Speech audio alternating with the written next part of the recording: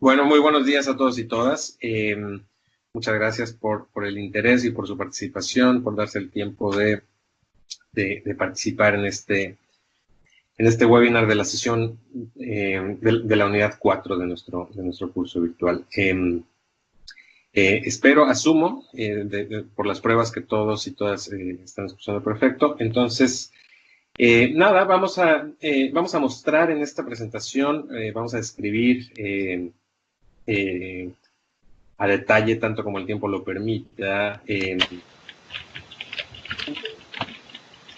debemos de considerar a la realización de un ejercicio de microsimulación. En estos pasos, bueno, se incluye no solamente cuestiones técnicas, sino de planeación que tenemos que considerar con las contrapartes locales. Entonces, quisiera darle la palabra a Alberto, quien va a exponer buena parte de esta sesión. Yo en unos elementos y bueno, estamos pendientes de sus reacciones, de sus preguntas, sus comentarios. Muchísimas gracias de nuevo a todas y todos. Alberto, si quisieras comenzar. Bueno, hola Lalo, gracias, buen día. Estamos ahora en este nuevo horario en México y bueno, ha causado un poco de trastornos en la vida diaria de uno. Entonces, bueno, ya estoy listo para comenzar. Miren, el día de hoy vamos a tratar sobre el momento en donde ya tenemos que definir el tema que queremos trabajar, pero también el tema de muchas veces la parte de gestión y de operación de la microsimulación, y aquí la parte de política económica, los acuerdos que se puedan tener con los diferentes actores políticos, van a jugar un papel bien importante para para el proceso de microsimulación, por el acceso a los datos, como por el tema de la puesta en marcha, a lo mejor, del proyecto de la política económica que se quiera implementar. Bueno, mire, una de las eh, pues, el tema central a todo esto es el asunto del objetivo de estudio, ¿no? Es fundamental tener claro qué es lo que queremos hacer, y para ello, para muchos, lo que nos puede ayudar es la pregunta de investigación, o sea, el qué queremos evaluar, qué incidencia queremos evaluar, ¿para qué? Para centrar, ¿por qué es importante esta pregunta? Es bien importante para centrar todas las energías del equipo en tratar de responder a esa pregunta. Muchas veces lo que ha ocurrido es que al no tener clara la respuesta, la pregunta de investigación o el objetivo, si ustedes quieren llamarlo de alguna otra manera, hace que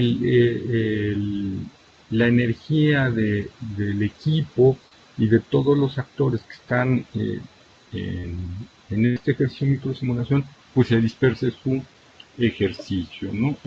Perdón, su energía. Entonces, ahí nosotros tenemos que tener muy claro el tema de la pregunta de investigación y el objetivo de política pública que queremos evaluar, porque una de las cosas que me ha ocurrido es que de repente empezamos con algo chiquito y empieza a hacerse como una bola de nieve, a crecer, y termina uno muy disperso y abarcando muchas cosas sin tener la posibilidad de profundizar en el objetivo de la política pública. El otro es tener un diálogo directo con las autoridades o en muchos casos con las personas que están interesadas en el objetivo de estudio, los que van a ser los operadores de esa política pública. ¿Por qué?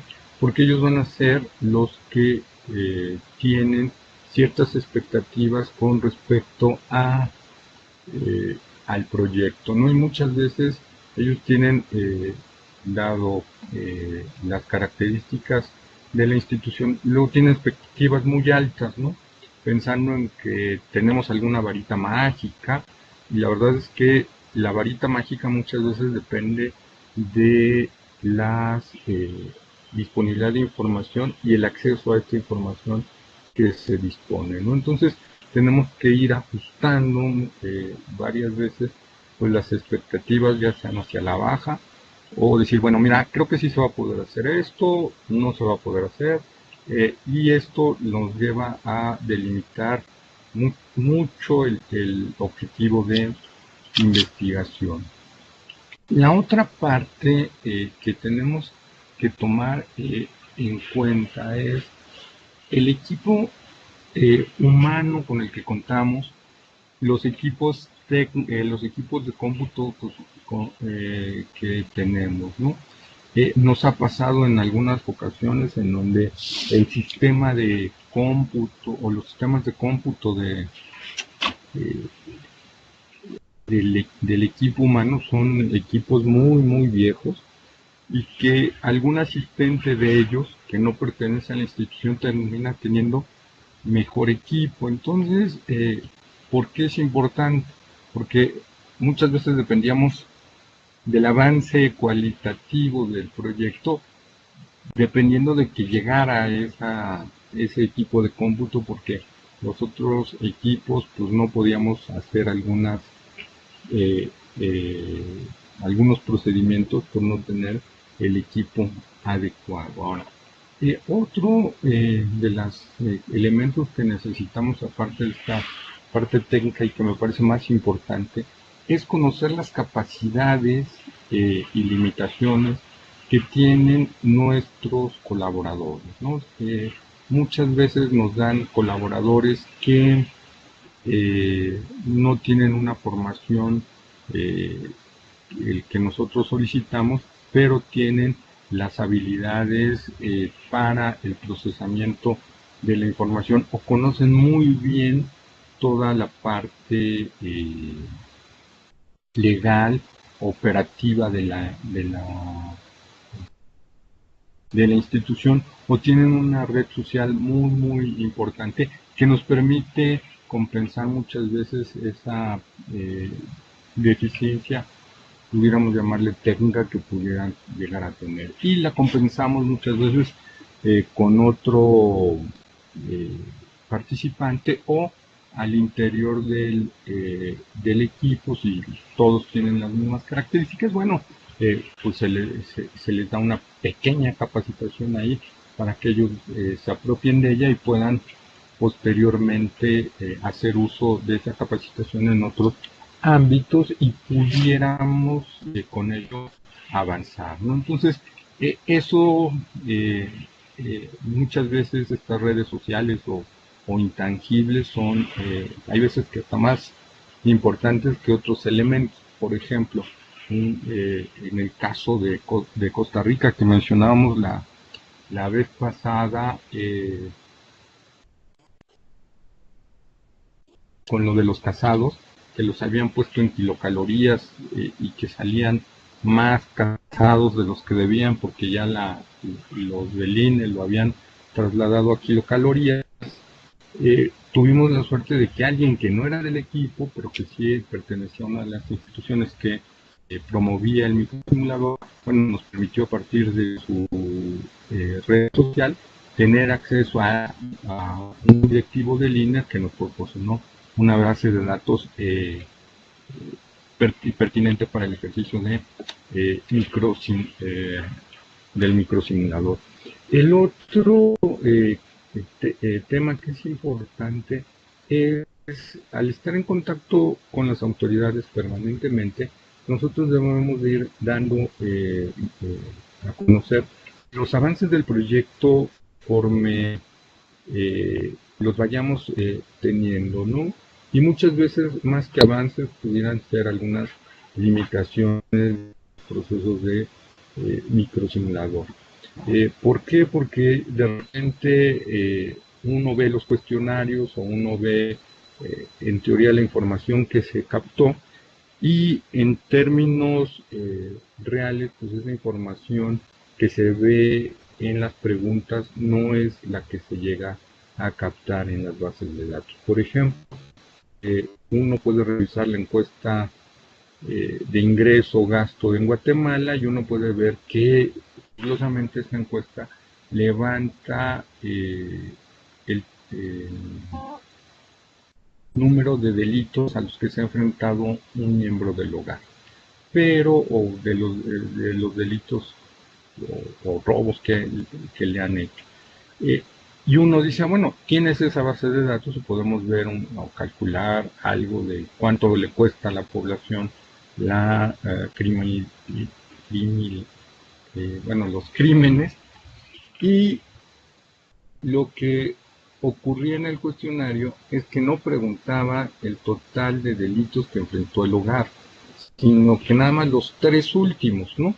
Y entonces ahí lo que estaríamos teniendo es una completa subestimación de los problemas delictivos en la zona, ¿no?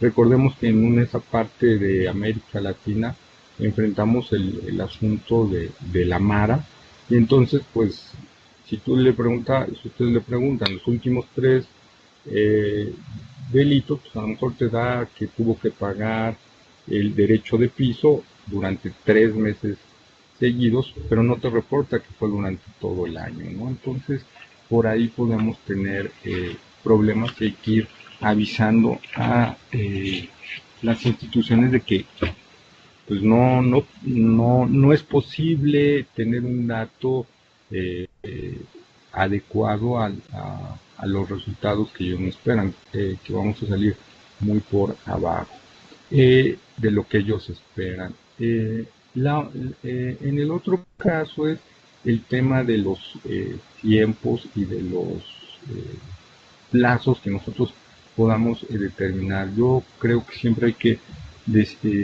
buscar plazos más conservadores, no tan a corto plazo, porque de los detalles a los que nos hemos enfrentado, por ejemplo, son a los índices de Gini, los índices de Gini que están reportados a nivel institucional, dependiendo de la variable que se tiene, o con la que se calculó el índice de Gini, se pueden salir Ginis completamente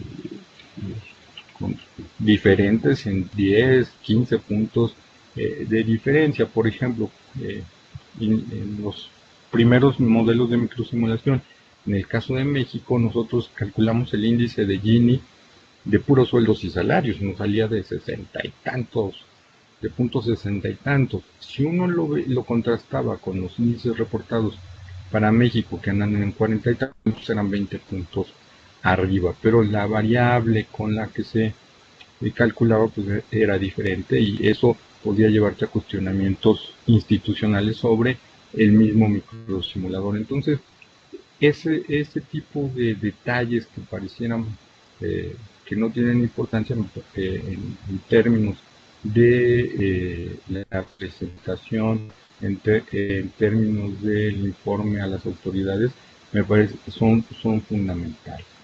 En el otro parte importante de los recursos humanos es que tengamos un recurso humano que tenga nociones primero del Excel, o sea, que manejen el Excel eh,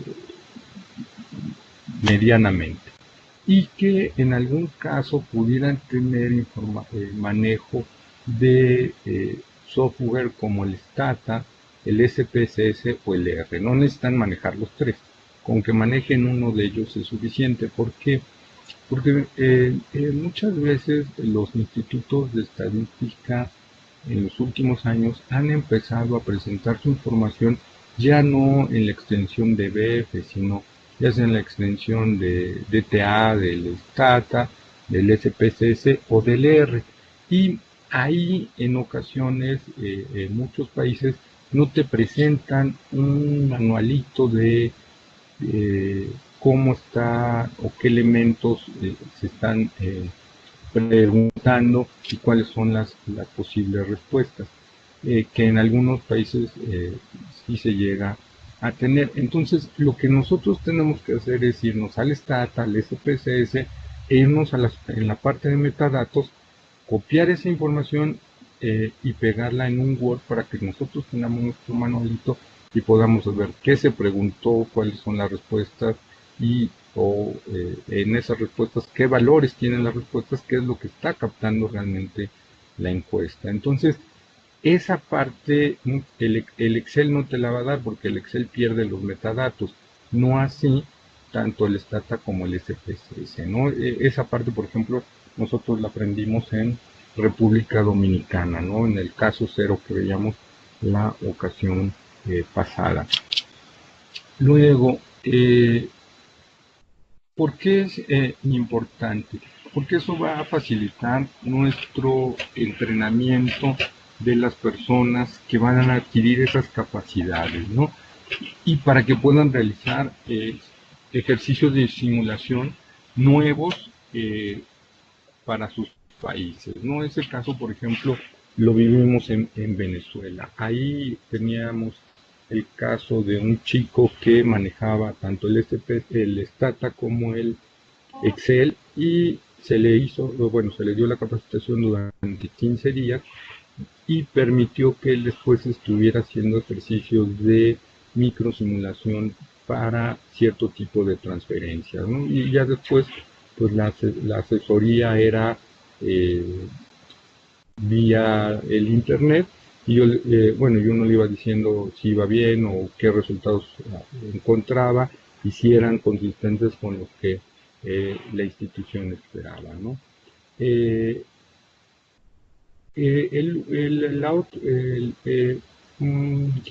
vendría siendo? La parte de los informes. La parte de los informes generalmente se dan como 3, 4 reuniones entre el equipo. La primera es una de sesión de presentación y de presentación del equipo, de la presentación de la metodología y presentación de resultados en otras instituciones o países. Posteriormente a la semana o al final de la estancia en la capacitación pueda llegarse a dar una presentación. Una o dos presentaciones dependiendo de cómo lo requiera la institución o cómo se vean los avances o los retos que iba presentando el equipo, ¿no? Por ejemplo, para el caso de Honduras se presentó un informe en la primera semana y luego se presentó un informe en la segunda semana para, pues, en la primera semana acotar un poco las expectativas y ver qué es lo que podíamos hacer con la base de datos de 1998. En el caso, por ejemplo, de Cedesol en México, lo que se hizo fue hacer presentaciones al jefe de asesores uno de los asesores, que el jefe de los asesores, en ese momento una intermedia, luego se presentó una final y luego una final, ¿no? Que ya estuvieron las autoridades propiamente dichas. Y en este caso de la última reunión que se tiene con todo el equipo y que todavía es presencial, bueno, se puede empezar a ver qué se puede hacer con el microsimulador que en ese momento se tiene como una especie, si lo tomáramos en términos del tema de la construcción, como una obra gris, ¿no? O sea, que todavía no está acabado, que no se ve bonito, pero que ya funciona, ¿no? Que vendría siendo el caso de las casas. O sea, a lo mejor no se ven bonitas, pero a lo mejor ya son funcionales. Y la última es una sesión final donde se presentan los resultados alcanzados por este proceso de microsimulación y las propuestas alternativas. Creo que eso es de las elementos que tiene que tener clara la institución y que es, además de la pregunta, qué es lo que nosotros queremos saber y qué alternativas tenemos. Yo creo que esta pregunta eh, de políticas públicas alternativas es fundamental, ¿no? Porque tenemos muchas veces el diagnóstico de lo que se va a hacer, pero no alternativas a eso que se quiere hacer. Y creo que eso es fundamental para ser más propositivos dentro de los equipos institucionales. Muchas veces vemos el problema de esa política pública, pero no tenemos una alternativa a esa política pública. Entonces, creo que el modelo de microsimulación eso nos permite, ¿no? O sea, evaluar una política pública que a lo mejor no estamos muy de acuerdo nosotros, pero nosotros en ese momento tenemos ya un compromiso en dar una alternativa a esa política pública y tenemos con el microsimulador la capacidad para decir si es mejor mi propuesta o no es mejor, ¿no? Entonces, y bueno, tenemos una ventaja con respecto a los que hacen o promueven a lo mejor esta política pública, que no tengan, si no tienen el microsimulador, ustedes pudieron revisar todas las posibilidades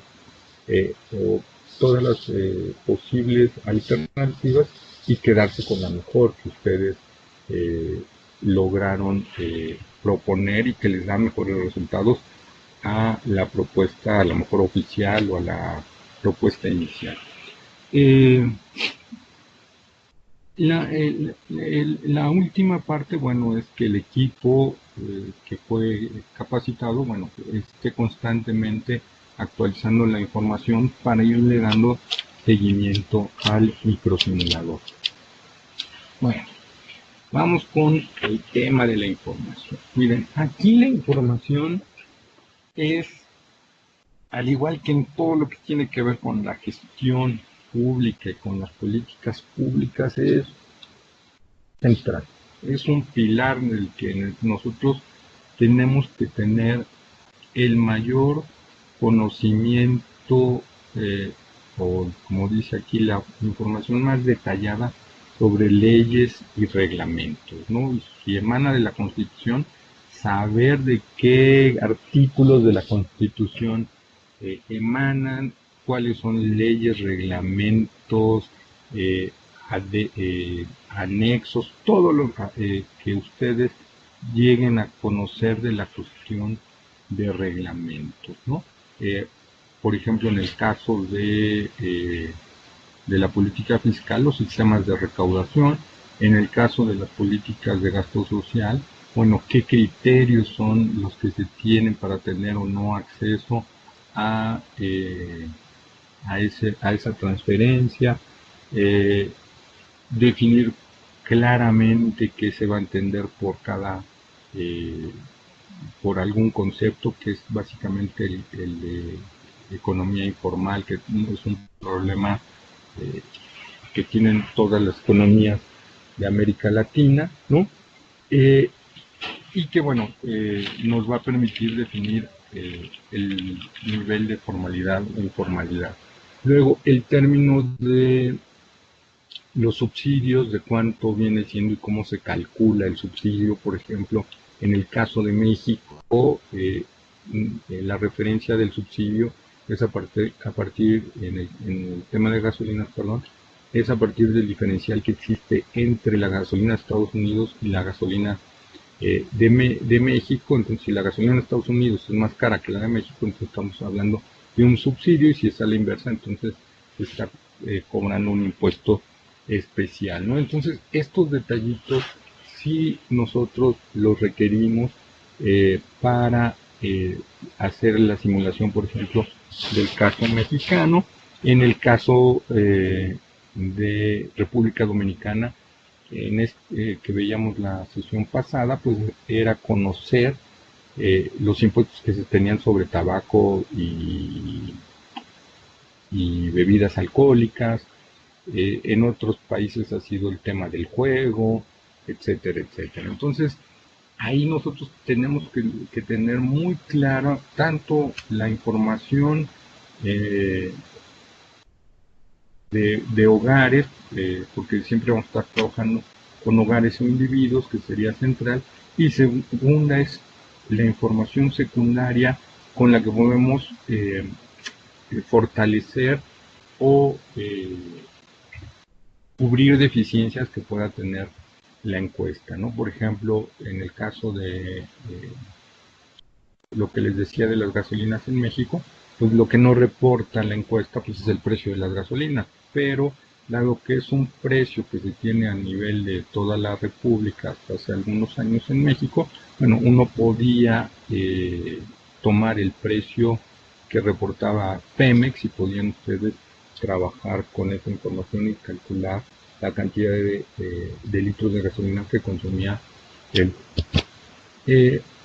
Y bueno, ahí nos vamos a las bases de datos. Miren, básicamente, con la información con la que se han trabajado los modelos de microsimulación, es con las encuestas de ingreso-gasto de los hogares. En algunos países, la encuesta de hogares nada más contempla ingreso y en otras contempla solamente gasto y en otras contempla ambas, ¿no? Obviamente la ventaja de tener la encuesta de ingreso-gasto de los hogares es que tienes al mismo hogar con todos sus ingresos y con todos sus gastos. En el caso de otros países, cuando no tienes una encuesta de gastos y otra de ingresos, pues lo que tienes que hacer es empatarlas por algún método y tratar de lograr lo más cercano que pudiera ser a una encuesta de ingreso-gasto. Obviamente ahí el tiempo que te vas a llevar para hacer esa imputación pues se va a tardar más de lo que comúnmente pasa. En el caso, por ejemplo, de las encuestas de ingreso-gasto, hay que tener en cuenta que tanto los factores de expansión y muchas veces los factores de expansión no son iguales y eso es importante sobre todo para calcular los deciles de las encuestas, ¿no? Y también ver el tema de los datos perdidos, que en algunos hogares nos llegan a sorprender el tema de, por ejemplo, hogares que no tengan ingresos, hogares que no tengan gastos, pero la explicación que nosotros damos a esto es el asunto de cómo está conformado el hogar, porque muchas veces estos hogares puedan no tener ingresos y sí gastar porque pueden estar cuidando, por ejemplo, los abuelos a los nietos, y son abuelos que ya no tienen, bueno, son personas mayores que no tienen ingresos, pero el ingreso son sus hijos y ellos son los que les proveen para que puedan gastar en los alimentos. Entonces, ahí vamos a tener dos tipos de eventos. Un hogar que tiene ingresos pero que no gasta, y un hogar que no tiene ingresos pero que sí gasta. Entonces ahí nosotros tenemos que tener muy claro qué está ocurriendo en cada hogar. Por eso siempre que estamos trabajando con encuestas de ingreso-gasto de los países, se les invita a que se pongan a revisar el comportamiento de los hogares. Y hay veces que un ejercicio es como hacer una novela o ver la estructura socioeconómica del hogar. Un caso que ahorita recuerdo es el de Guatemala en este año, donde tenemos un hogar con 18 miembros, ¿no? Estaban el abuelo, la abuela, los hijos, los esposos de los hijos, los nietos. Entonces era un hogar muy extendido. Había madres solteras, hijos que llevan a la escuela, nietos que llevan a la escuela, hijos que todavía llevan a la escuela. Entonces ahí nos permitía ver que había varios perceptores de ingreso y que los padres o el jefe de familia ya no trabajaba, que no era el que percibía el ingreso, pero sí era el que será reconocido como jefe de familia, ¿no? Entonces hay cosas que uno tiene que ir identificando y que muchas veces los hogares que uno identifique como atípicos o como, dices, este es el clásico hogar en mi país, ¿no? O el consumidor representativo, que podríamos llamarlo, podemos nosotros utilizarlo como una referencia para ver cómo va el proceso de microsimulación.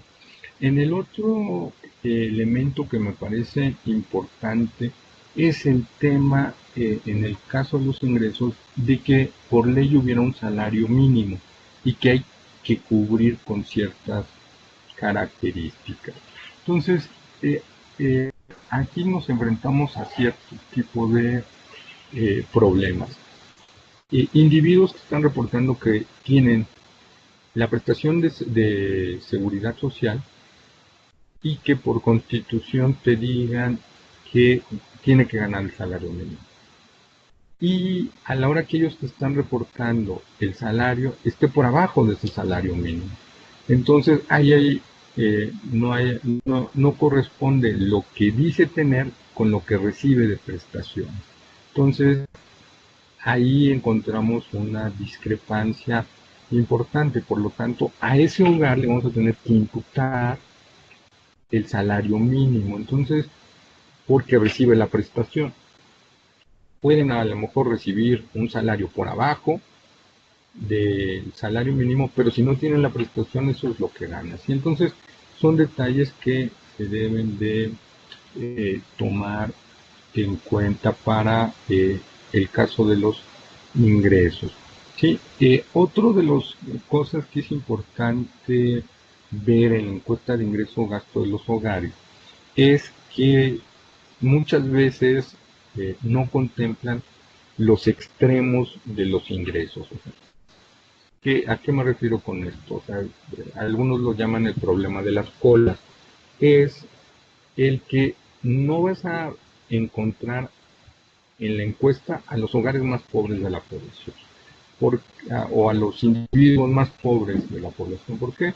Porque como es una encuesta de ingreso a gastos de los hogares, por ejemplo, no va a entrevistar o no capta a los indigentes. Por lo tanto, esos quedan excluidos del proceso de selección. Y la otra son los hogares de altos ingresos, ¿no? Que probablemente a lo mejor no vivan ya ni en el país y que vivan en alguna otra nación y que desde ese país pues se dediquen a administrar sus negocios dentro del país, ¿no? Entonces, esa es una de las cosas que vamos a enfrentar y que a lo mejor no vamos a tener ni a los más pobres, pero tampoco a los más ricos. Y que si los llegamos en algún momento a captar, unos tiendan a inflar sus ingresos, en el caso de los más pobres, y en el caso de los más ricos a bajarlos, ¿no? Por también cuestiones de inseguridad de nuestros países, ¿no? En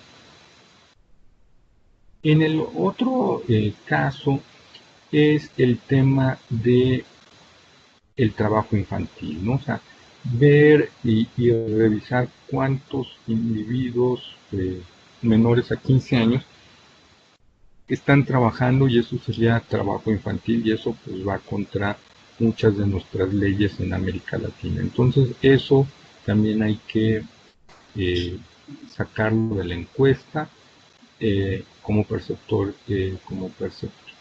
de ingreso. Ahora, el otro caso que podamos enfrentar es que sea un hogar con niños de 15 años. O sea, que papá y mamá tengan 15 años y tengan un recién nacido. Entonces, ahí sí tendríamos nosotros que captar a ese hogar, ¿no? Es un hogar con padres muy, muy jóvenes, ¿no? Y que, bueno, eso a lo mejor después podría ser un ejercicio también de microsimulación, ver qué porcentaje de la población tiene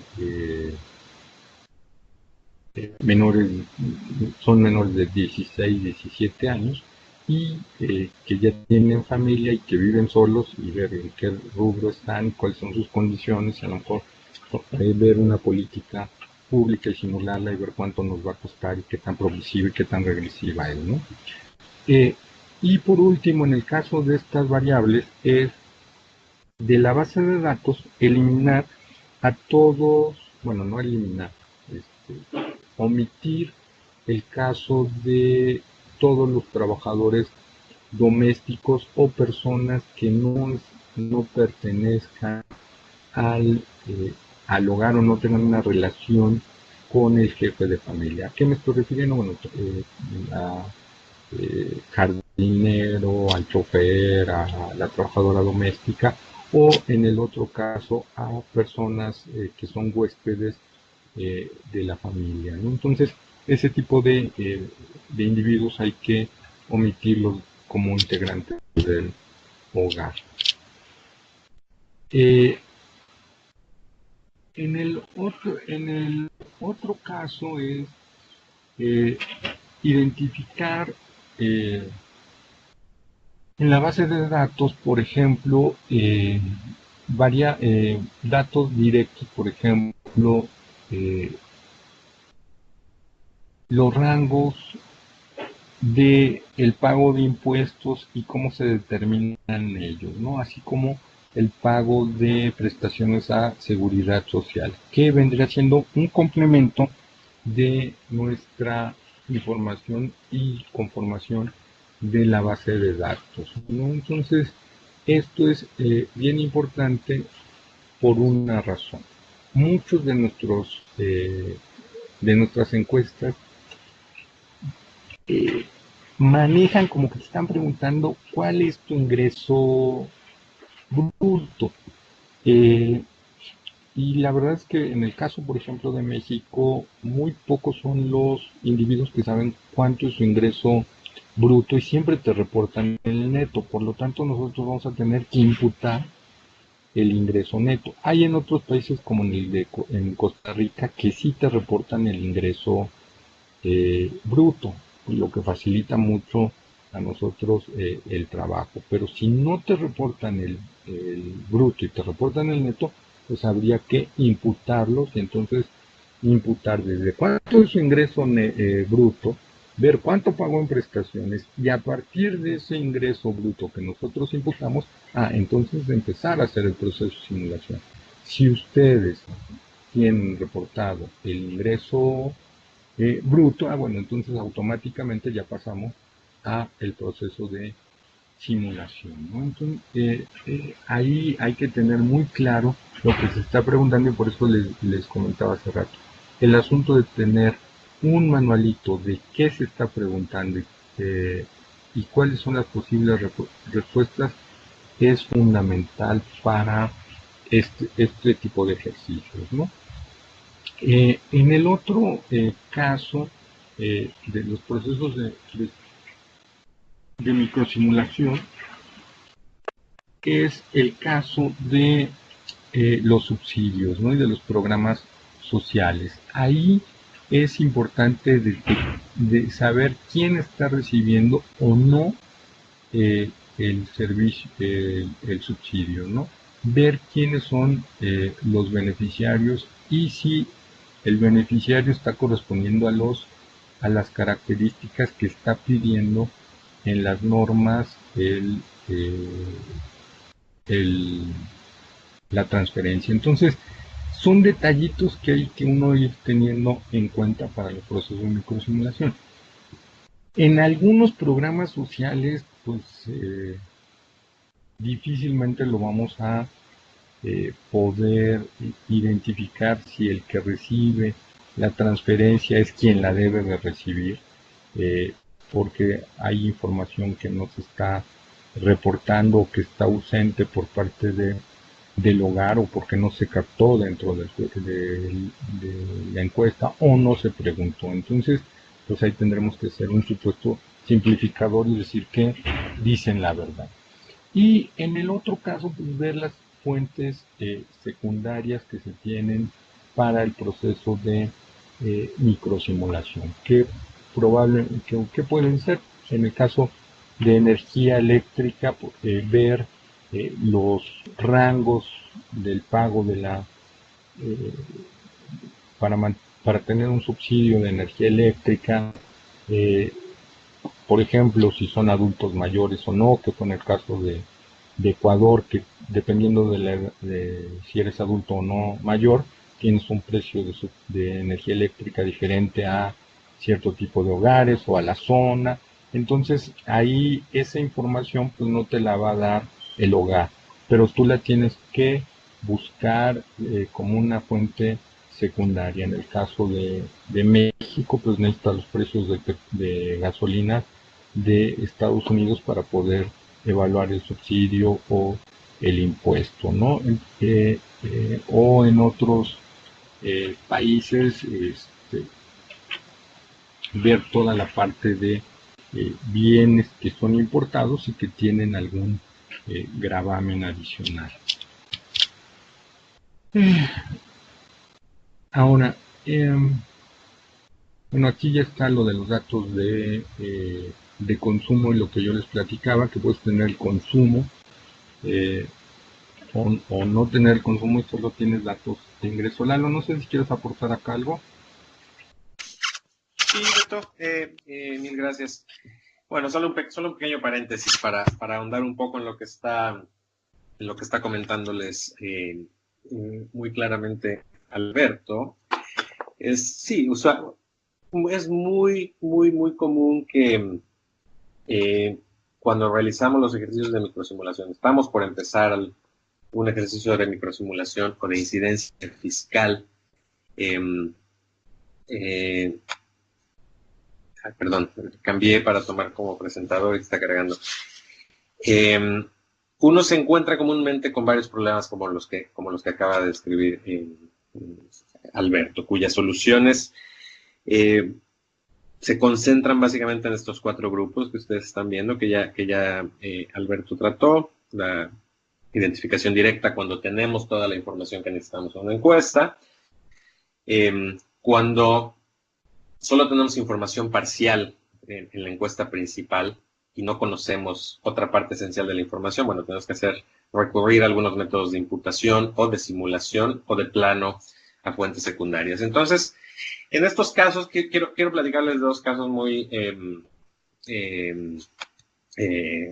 como ejemplo de cosas que se pueden hacer, cómo abordarlo, ¿no? Por ejemplo, si en nuestra encuesta principal solamente tenemos datos, información del ingreso con el cual podemos nosotros simular o modelar la parte impositiva a los ingresos, bueno, un grueso importante del análisis tiene que ver con los impuestos indirectos. Entonces, impuestos indirectos están generalmente cargados al consumo de los individuos y por tanto necesitamos información sobre el gasto que realizan los hogares. Entonces, si no tenemos consumo en los hogares, en nuestra encuesta principal, ¿qué podemos hacer? Bueno, un caso, una solución, por ejemplo, puede ser, y aquí estoy tomando elementos de algunos ejercicios que se han realizado en los análisis del proyecto Commitment to Equity.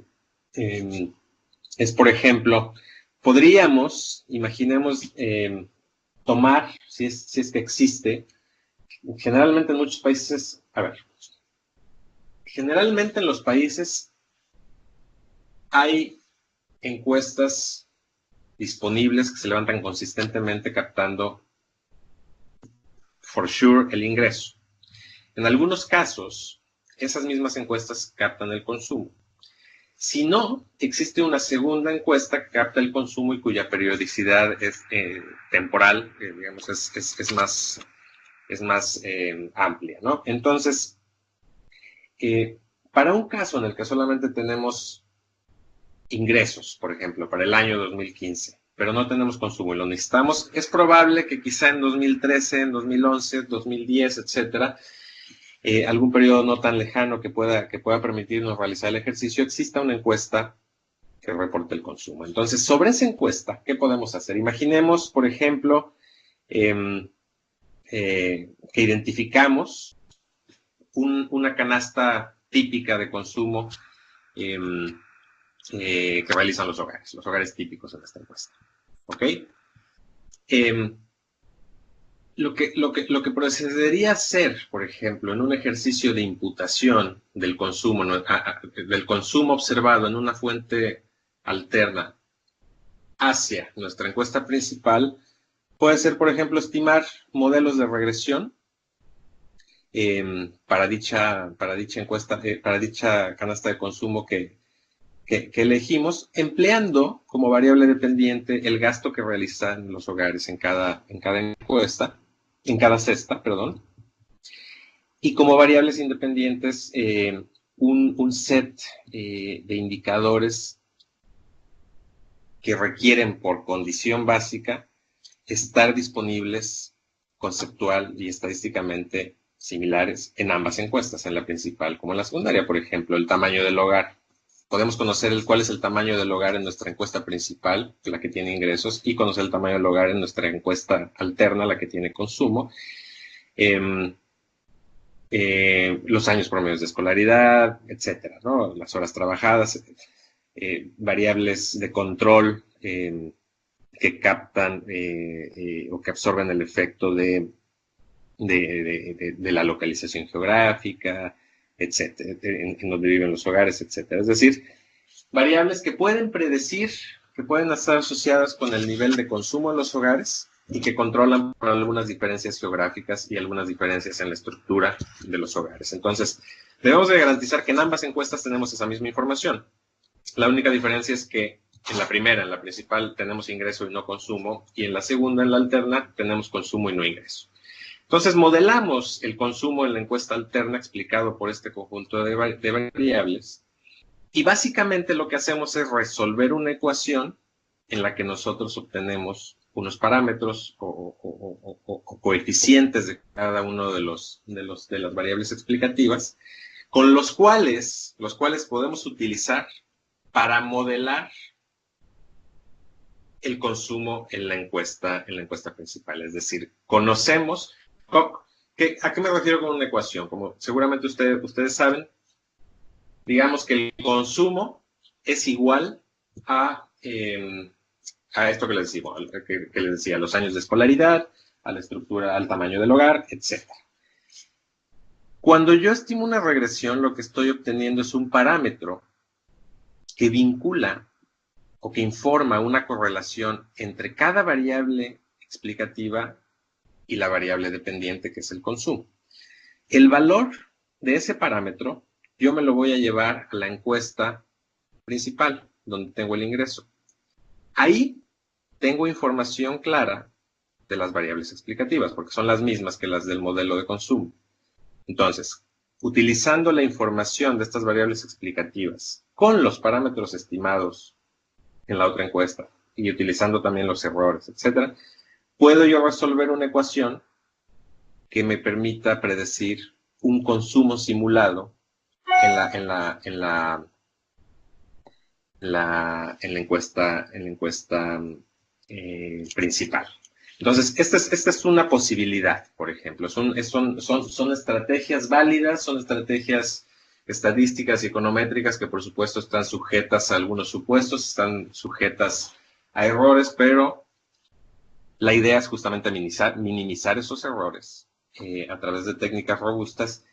Y muchas de estas técnicas de uso muy amplio son estas como las que estoy describiendo en estos casos, ¿no? Entonces, es muy probable que nos encontremos con, dependiendo del país, dependiendo del contexto, con este tipo de problemas en el que contamos con una información, pero no otra. Entonces, bueno, existen en la mayoría de las casos herramientas, por ejemplo, para aliviar estos problemas. Por ejemplo, otro caso importante es, si queremos modelar, queremos considerar en nuestro modelo de microsimulación la influencia del gasto público, por ejemplo, en educación, ¿qué pasa si nuestra encuesta principal no reporta, por ejemplo, no sé, que la asistencia escolar de los individuos fue pública o privada? Imaginemos que yo lo que quiero es modelar el gasto público, el gasto que realiza el Estado en educación.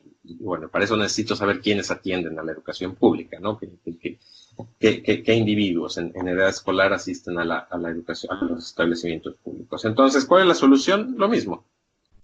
Podemos buscar una encuesta alterna en la que se capte, por ejemplo, el ingreso de los hogares y se reporte también una distinción entre si los estudiantes asisten a establecimientos públicos o privados. Por ejemplo, en el caso de México tenemos la Encuesta Nacional de Ingreso y Gasto de los Hogares, que muestra información muy buena sobre el ingreso de las familias y al mismo tiempo también provee información socioeconómica que puede informarnos acerca del tipo de establecimiento educativo.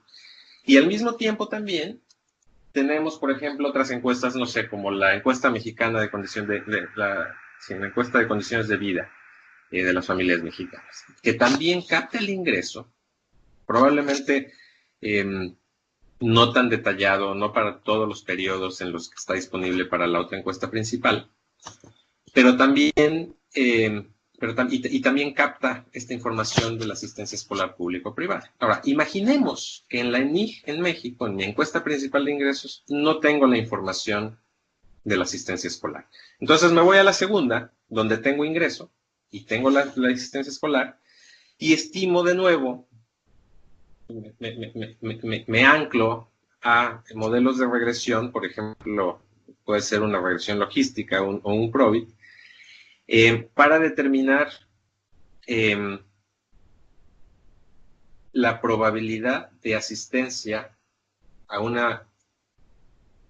establecimiento público o no público a partir de diversas características personales y del ingreso per cápita de los individuos. Entonces, con la misma lógica que el caso previo, de nuevo, los coeficientes obtenidos en este modelo probabilístico, por ejemplo, me los llevo a la encuesta principal para modelarlos junto con las características independientes que yo utilicé en el modelo y con ello predecir una probabilidad de que el alumno en mi encuesta principal de ingresos asista a un establecimiento público o privado. Con base en esa estimación, bueno, pues pueden venir, como les decía, hay errores y lo que se trata es de minimizarlo, hay supuestos, etcétera. Y en la minimización de estos errores y en verificar que estamos haciendo lo correcto, bueno, tenemos que checar consistencia en nuestros resultados. Tenemos que verificar que lo que estamos haciendo hace sentido, por ejemplo. En este caso particular, podemos asignar con base en los registros administrativos, por ejemplo, que el gasto de educación promedio por alumno multiplicado por la probabilidad que predijimos de que asista a un establecimiento público. Y después de hacer eso, verificar que la probabilidad que nosotros predijimos de que los alumnos en nuestra encuesta principal asistan a un establecimiento público coincide, es cercana, hace sentido, es consistente con la proporción de estudiantes que efectivamente están asistiendo a una institución pública según reporta la encuesta que lo reporta o según reportan los datos administrativos del gobierno. También es importante verificar, por ejemplo, que los beneficios de educación que resultan de utilizar este método sea aproximadamente igual al gasto total en educación en las fuentes nacionales. Entonces, yo estimo mi modelo de probabilidad en la encuesta donde tengo los ingresos y la información de quienes asisten, calculo la probabilidad, me llevo los parámetros que son los que necesito, los coeficientes, me los llevo a mi encuesta principal, estoy resumiendo, resuelvo la ecuación de nuevo y obtengo probabilidades para cada individuo en edad escolar. Tomo los datos del gobierno sobre el gasto público educativo en salud a nivel individual, lo multiplico por esa probabilidad y asumo que ese es el monto que a cada individuo le toca. Entonces, la suma de todos esos montos asignados debe ser aproximadamente igual a la que efectivamente se reporta en cuentas nacionales. Esto ocurre, esto es válido, son métodos bastante utilizados, bastante robustos, y bueno, nos ofrecen alternativas para poder sacar adelante nuestros análisis de microsimulación. Entonces, no siempre la ausencia de información nos restringe llevar a cabo un modelo de microsimulación. Por supuesto, hay ocasiones en que de plano la encuesta tiene algunos problemas de sampling, o no es representativa, o no capta una batería central, crucial de información que nos permite realizar la simulación. Bueno, ese es un caso excepcional, ¿no? En muchos casos se pueden hacer supuestos, por supuesto, realistas y acordados con las contrapartes locales, o idealmente se pueden implementar métodos técnicos, métodos estadísticos, econométricos, para aprovechar al máximo toda la información disponible que existe en la encuesta principal y en encuestas alternativas. Cierro el paréntesis, le paso la palabra a Alberto.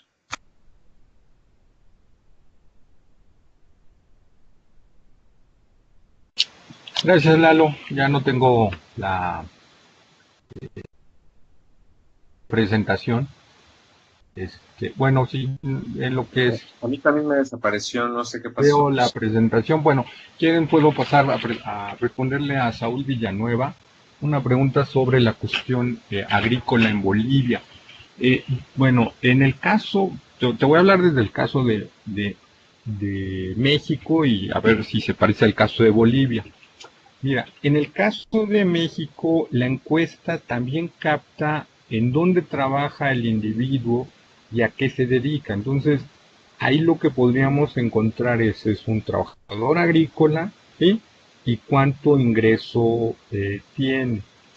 Yo no sé si reporte qué es lo que produce, porque ahí tendríamos dos cosas con el sector agrícola. Si produce para vender o produce para el autoconsumo. Eso lo podríamos inferir, el autoconsumo dentro del ingreso, pero ¿qué proporción consumió y qué proporción vendió? Bien, ahí tendríamos un elemento que tendríamos que evaluar primero para ver qué tanto se pudiera simular. Segundo es el tema de qué fue lo que produjo. Ahí de repente pudiera uno tener ya problemas, porque generalmente la encuesta de ingreso solamente se concentra en el total y no en el detalle. Muchas veces ese detalle sí lo toma en cuenta a lo mejor un censo agropecuario. Vamos a suponer que lo tuviera. Entonces, lo que tendríamos que evaluar es cuánto es el precio del productor y cuánto es el precio al consumidor, porque ahí lo que uno podría estar suponiendo es, bueno, si lo produjo, pudiera haberlo vendido al precio en que lo están comprando, y no necesariamente por el problema de los intermediarios que existen en nuestras regiones. Entonces, ahí tendríamos que ver si él también va y lo comercializa o él solamente lo produce. Entonces, son de esas cosas que habría que estar analizando en el caso del sector agropecuario. Ahora, ahí yo no sé, por ejemplo, ahí se mete con un tema delicado en la producción agrícola, es el de los productores de coca, porque a lo mejor ahí es una producción de coca para dulces o para los tés, no sé para qué otras cosas se utilice la coca. Bueno, yo estuve en Ecuador y en Ecuador había hasta dulces y té de coca, pero qué tanto esa producción que se tiene de coca va una parte a el mercado formal o al mercado legal, y cuánto de la producción y donde tienes un precio a lo mejor más alto o mejor, no necesariamente muy alto con respecto al legal, pero que le permiten unos beneficios más grandes. Son cosas que tendríamos que estar contemplando si uno quisiera hacer un microsimulador para el caso de los productos agropecuarios en Bolivia, porque ahí muchas veces tienes que valorar dos cosas, tanto la producción como el comercio. Pudieras tú manejar que el que la produce no la comercia, o el que la comercia no la produce, o la produce y la comercia. Son de las cosas que habría que estar tomando en cuenta. Bueno, eh, dado el problema que tenemos de la diapositiva, ¿les parece, no sé qué opines, Lalo, de que les platiquemos y que luego bajen a las diapositivas o algo así? ¿O Sí, cómo le hacemos? sí, la verdad es que no sé qué pasó. A mí se me desapareció por completo, entonces no aparece.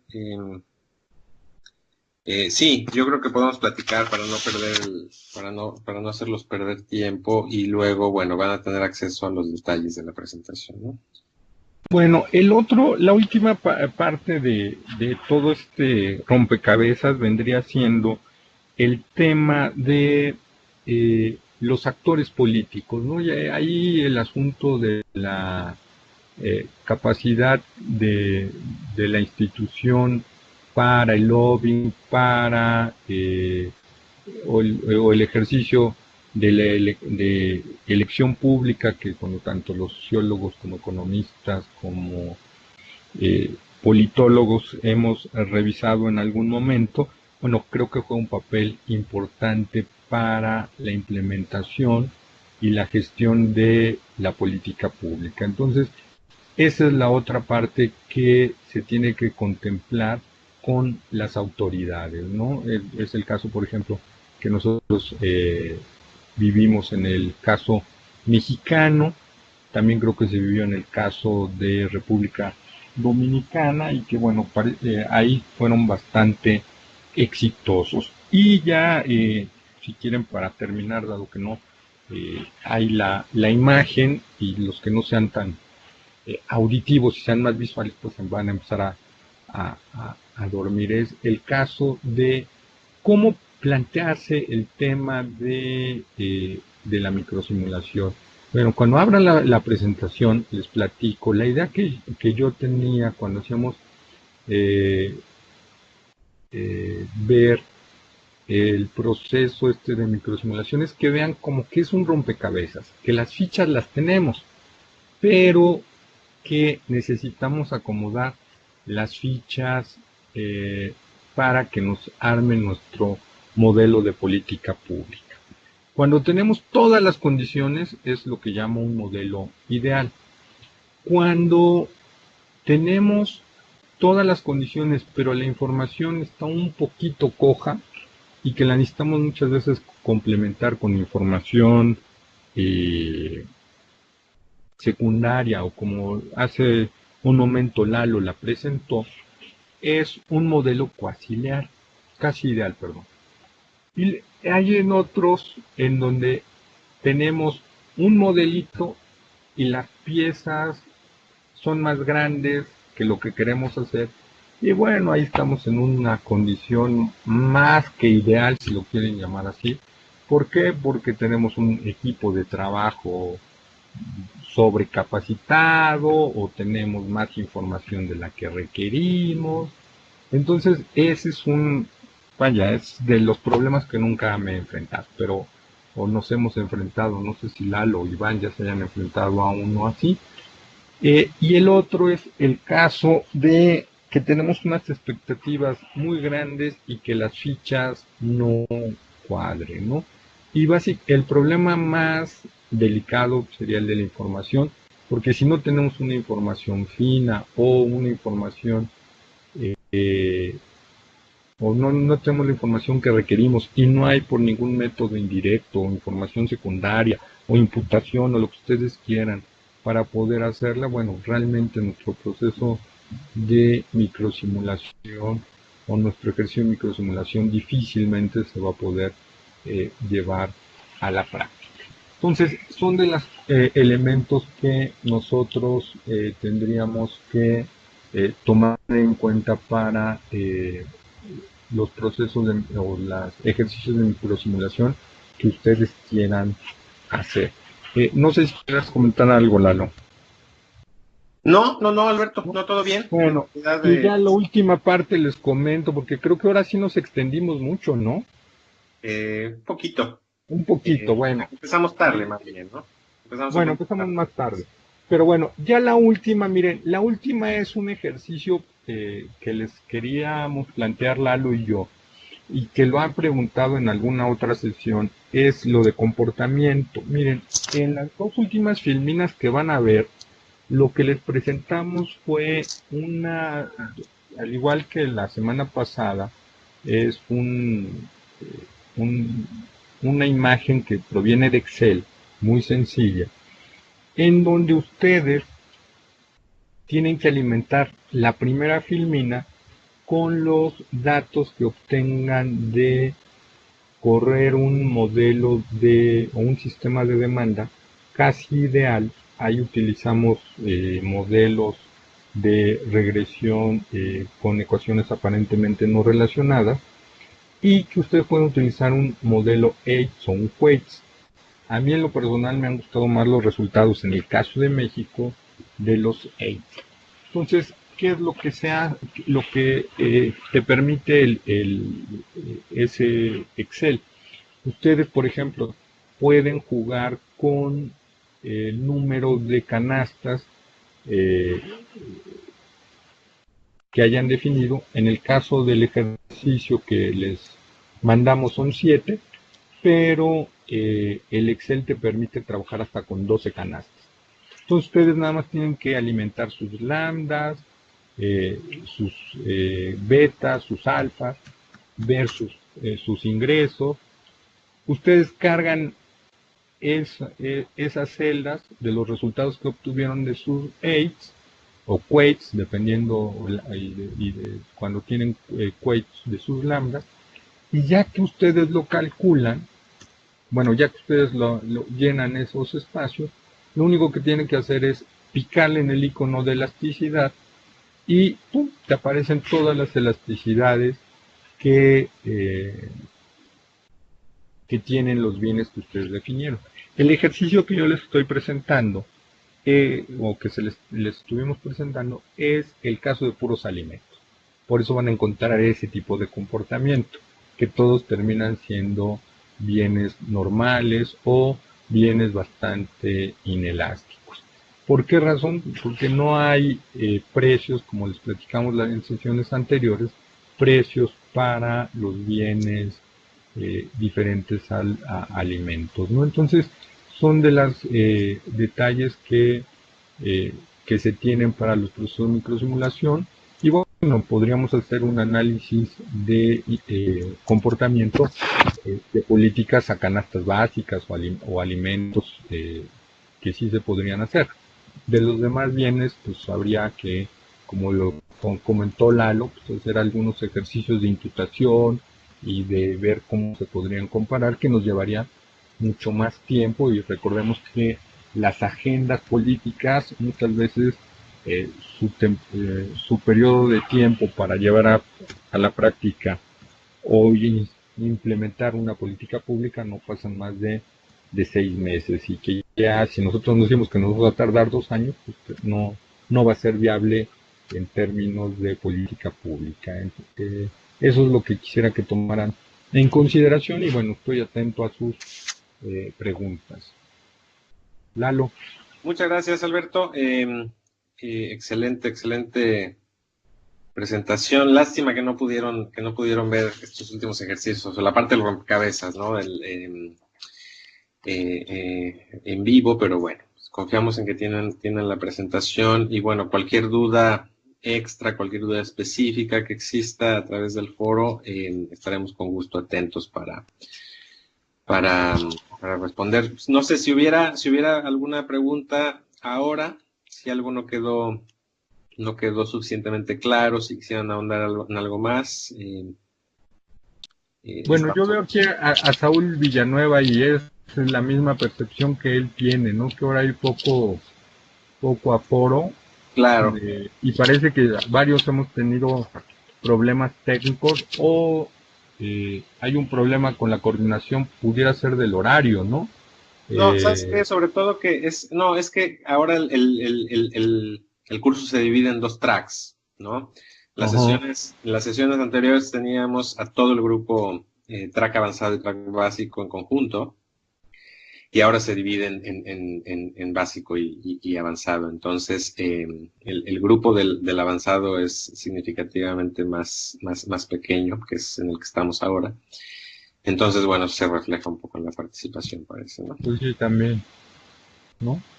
Pero bueno, cualquier duda o comentario, pues que nos la hagan llegar por correo, más que por correo. Y esperemos ahora, sí, a través del foro que llega a nuestro correo, o a ver si ahora alguien más, por ahí están escribiendo 2 personas, veamos si.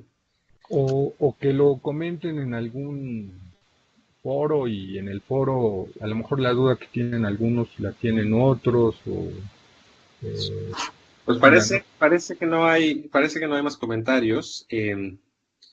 Creo que con esto cerraríamos esta sesión de nuestro webinar de la unidad 4, track avanzado, y eso, reiterarles, 1, el agradecimiento, 2, el interés, bueno, el agradecimiento por su participación, el interés por estar acá, por estos temas.